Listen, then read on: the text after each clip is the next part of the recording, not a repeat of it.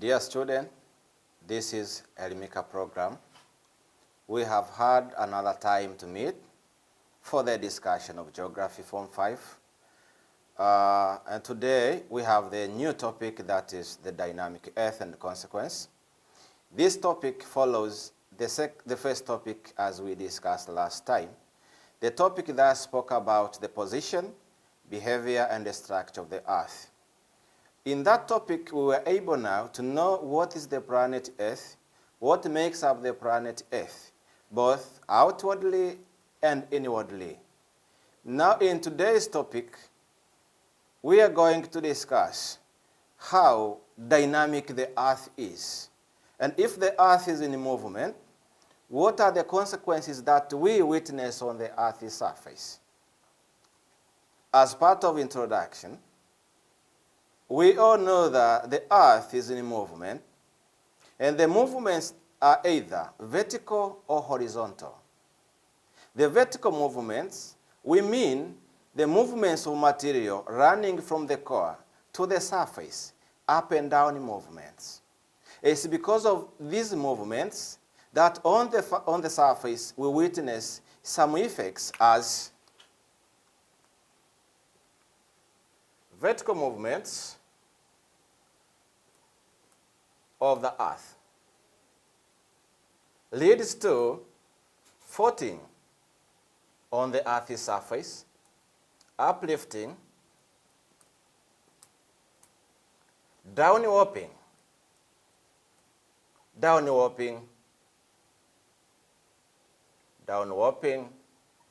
and isostatic adjustment. We on the Earth's surface, we are able to see mountains, we are able to see lowlands, we are able to see flat surfaces. Did we ever ask ourselves as human beings on the planet Earth, as what really has been the source of all these we see? It's because the Earth is very dynamic. The Earth is in movement. And the first movement is vertical movement, as we say.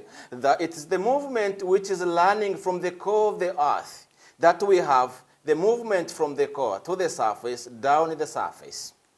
And it's because of this vertical movement that some part of the Earth's surface are fracturing, some are uplifted, some are downwarped, and this may lead to what we call isostatic adjustment.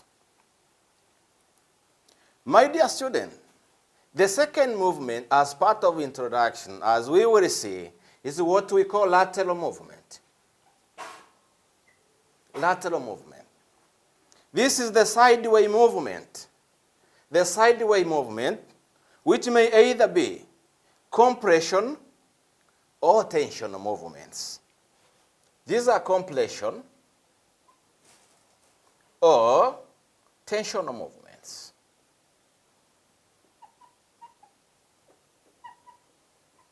And because of these lateral movements, we witness what is called folding of the Earth's surface, and sometimes breaking of the Earth's surface. Therefore, in short, this topic, the dynamic Earth and consequence, will stringently discuss how the Earth moves internally and externally. And we on the surface, how do we know that now this is because of some disturbances within the Earth's surface? The topic has so many parts under it, and today we will stick on the first part, that what we call isostasy theory. So part one of this topic is what we call isostasy theory.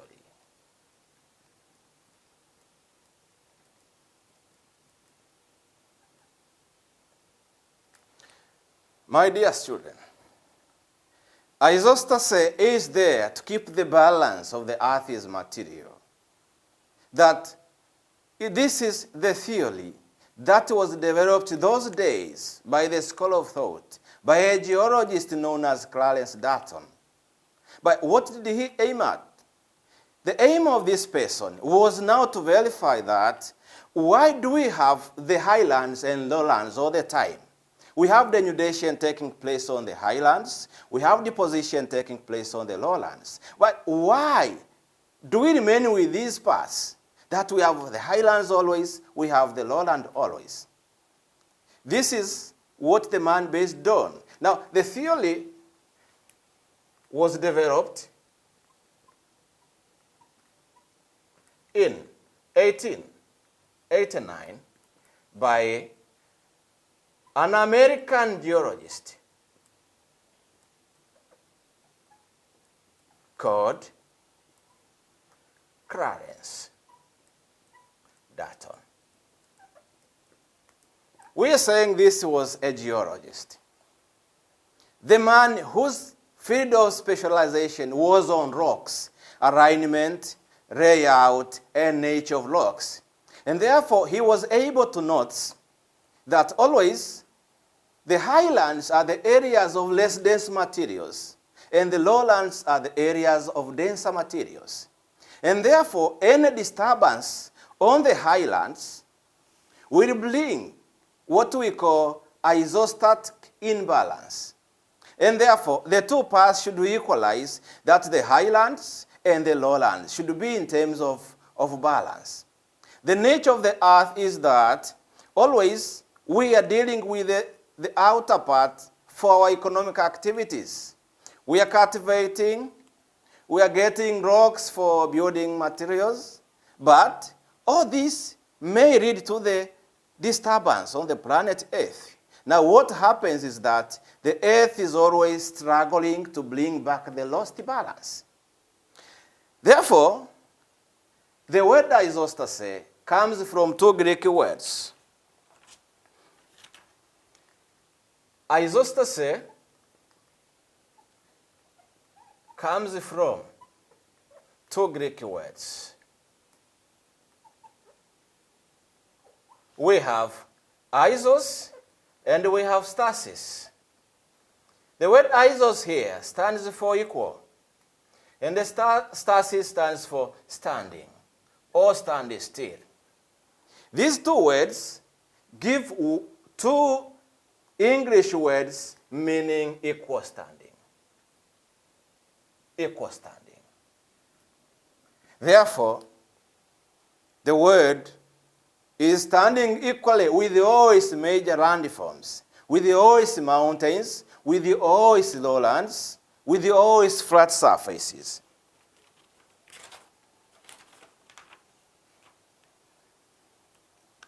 The theory speaks about the equilibrium which exists on the planet Earth.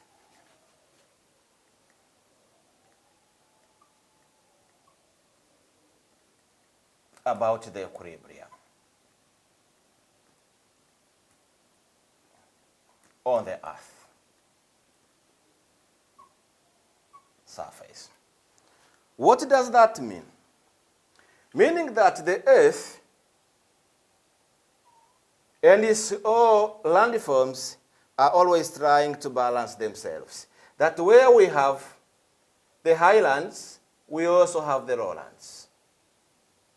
This way. And therefore, the highlands, these are the areas of less dense material.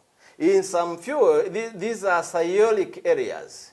Cyolic areas, the areas that are made of silica and aluminium. But the lowlands, these are smartic areas. Smartic areas, meaning that the areas are made of silica and magnesium. Therefore, smartic materials are denser. Cyolic materials are less dense. And therefore, when the less denser materials are uplifted, the same uplift is compensated by the sinking, the downwarping of smartic material. This brings the Earth's surface in sort of a seesaw, in sort of a beam balance. That where you have what we call fulcrum somewhere here, the weight on this side and on this side should balance. And therefore, as the mountains are uplifted, the same uplift is compensated by the same downwarping of heavy materials into Sima. And therefore, the theory tries to describe that that the mountains will still remain despite of the disturbances they face of denudation, erosion, mass wasting, and whatever.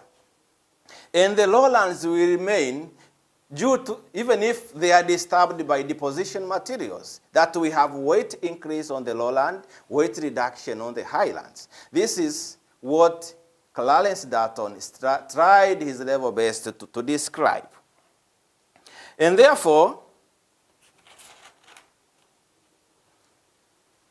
we can say that the theory makes an emphasis that whatever you do on the Earth's surface, the Earth will still make a struggle to bring back the disturbance you have made, to bring back the balance between the materials. That the mountains are always disturbed by denudation process. The lowlands are always disturbed by deposition process. What is denudation? Denudation includes erosion, mass wasting, and weathering. Deposition, either by wind, by water, by glacier, takes place from the highland to the lowlands, but the materials are always deposited on the lowland. And as they are deposited on the lowland now, they lead to the increase of weight on the lower parts. And the same increase disturbs the balance, compresses the molten materials within the Earth's surface, and the materials now move to different directions so that they can bring back the lost balance. Thus,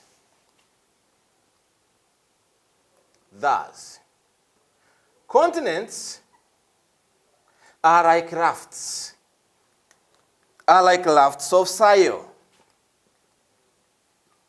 Rafts of soil, meaning silica and aluminium, floating on the denser seaman. So always, when you see the ocean floor is made of silica and magnesium. That's why that's a depression. When you see the mountain, that's the area of less dense material, that is silica and aluminium. And this is made of silica and magnesium. Therefore, the two are swaying. They are swaying over the ductile layer that, as we discussed, the asthenosphere. And the asthenosphere also is compressing the part of the molten mantle, leading to the movement of molten materials within.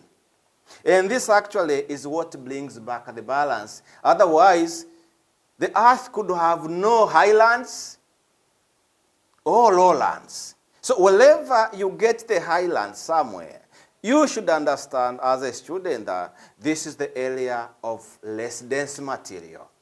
And the depression is the area of denser material. Therefore, the Earth has the highlands and the lowlands because of the variation in density of the material. Highlands and lowlands. Because of variation in density of the materials. We know that if you have a less heavy substance, it will always be disturbed. But if you have a heavy substance, it will always be subsiding. And therefore, part of the earth that has less dense material is uplifted, but that is of heavy material is always downwarped. And that's why we are saying that the lowlands, therefore, have denser materials as compared to the highlands. But now, despite of all these variations, the earth is always dynamic. The earth is always struggling to bring back that balance. Therefore, any disturbance on the Earth's surface, be it on the lowland or the highlands, it will always generate the movement of molten material to the area where the weight has been lost. And therefore, as the materials move, actually, they are not making the silent move. That's why sometimes they can generate what is called seismic impulses. They lead to the generation of earthquakes. And if some areas have developed some weaknesses to that deeper, they can lead to the appearance of to volcanology on the Earth's surface. Therefore, as we said, the highlands, wherever you are, will always undergo denudation process. And denudation is there to distract the nature. It is there to distract the scenic beauty. Meaning, the very processes of denudation, including weathering, denudation here may include weathering, the breaking down of materials, mass wasting, the movement of weathered materials, and erosion. These take place on the highlands. And the impact mainly is to reduce the weight. Now, where do all these materials go after undergoing these three processes? They got to be deposited on the lowlands. On the lowlands. And therefore, we speak of weight reduction on the highlands. We speak of weight increase in the lowlands. And therefore, the same weight that was lost on the highlands was deposited on the lowlands. And the materials that are on the lowlands now will compress the ductile layer that we call asthenosphere. And the ductile layer will disturb the molten part of the mantle. As a result, the same weight of the materials that are compressed will move to different directions to see where there has been the weight loss and therefore make a compensation internally. That's why, despite all these disturbances, the highlands remain intact and the lowlands remain intact. This is what was spoken by this geologist known as Clarence Darton. At the same time, on the highlands, we speak of formation of ice. Now, when ice forms on the highland, it increases weight. But when the ice melts because of different climatic issues, it flows towards the lowland. And therefore, the highland also witnesses what we call the decrease in weight, whereas water goes to the lowland, increasing the weight. And therefore, the similar movement will happen internally, that water will compress, and therefore the materials which are molten will move to compensate the lost weight internally. My dear student, let us see a sketch diagram which summarizes what Clarence Darton told us on this regard.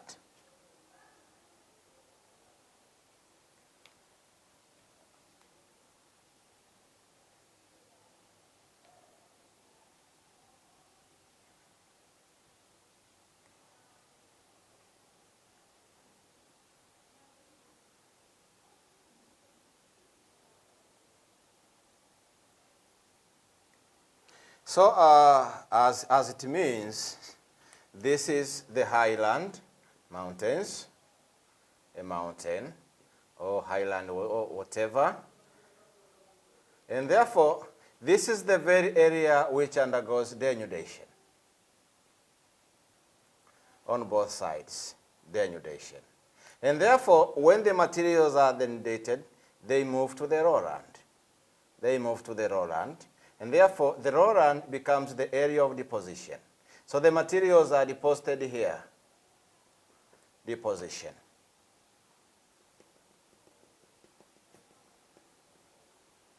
Deposition.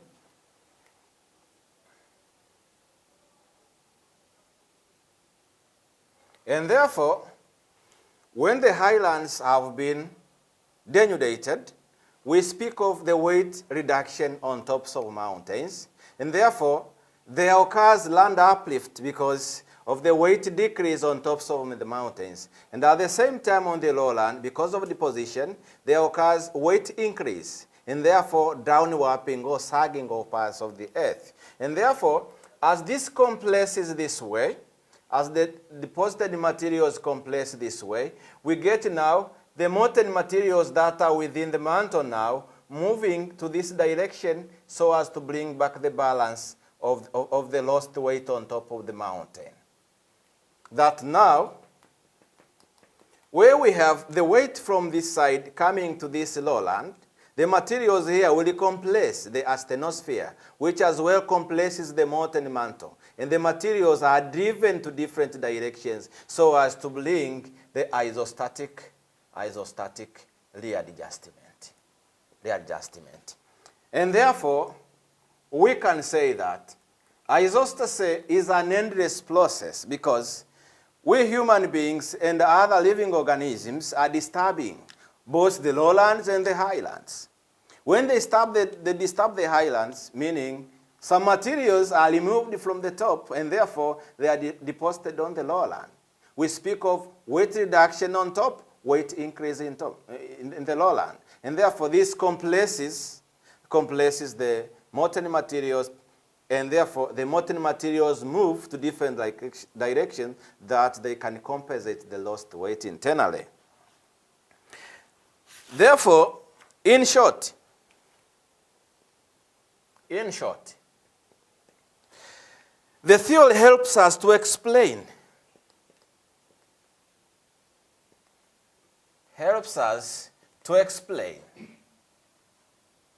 how the earth behaves.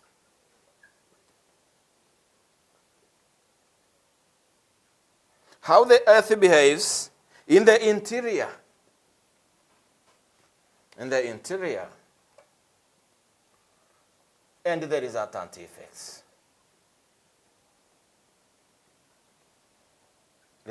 effects. Therefore, by the knowledge of isostasy, by the knowledge of isostatic readjustment, we are able to predict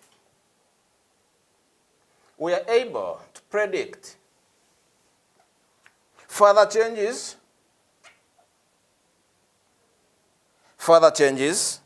or disturbances in the future.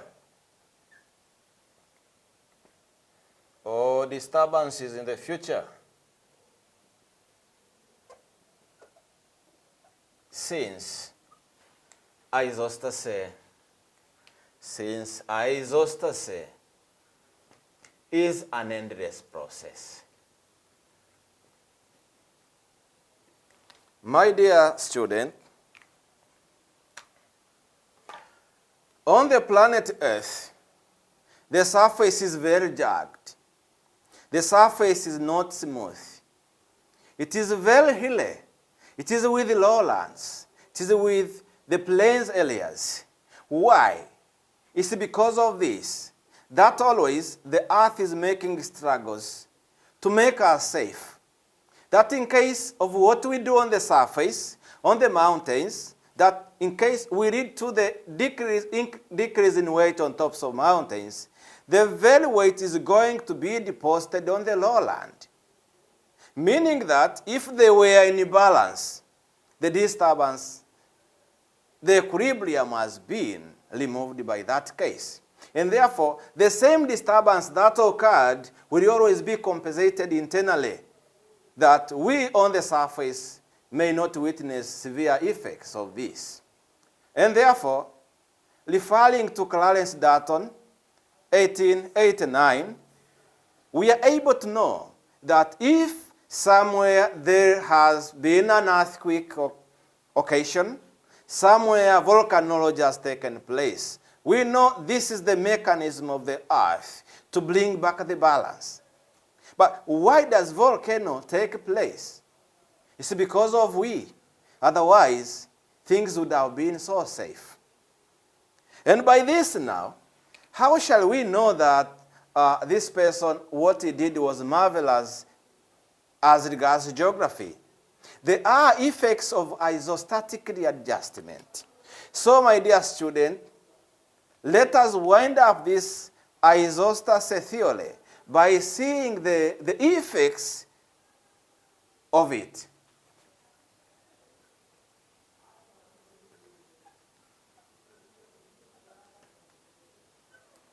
The first effect, my dear student, we have earthquakes. Earthquakes associated with the associated effects. Here, when we say earthquake, this is a natural tremor. This is the shaking of the earth's surface. And therefore, if the earth shakes, my dear student, you need to know the associated effects. That here, because of the earthquake, we have loss of people's lives, loss of lives and property. We have the sagging of the earth's surface, and so many effects. The second effect of isostasy is volcanic eruption. Volcanic eruption. Here now, we have volcanic eruption. And sometimes, because of this, we witness a lot of landforms on the Earth's surface and in the Earth's surface. Because if we have an opening that goes back to the molten material, sometimes the molten material can give way to the surface, leading to the formation of volcanoes with its major features. But some may cool and solidify inside, leading to the formation of intrusive volcanoes like dikes, batholith, shales, and so many others. Here we get also lithospheric displacement.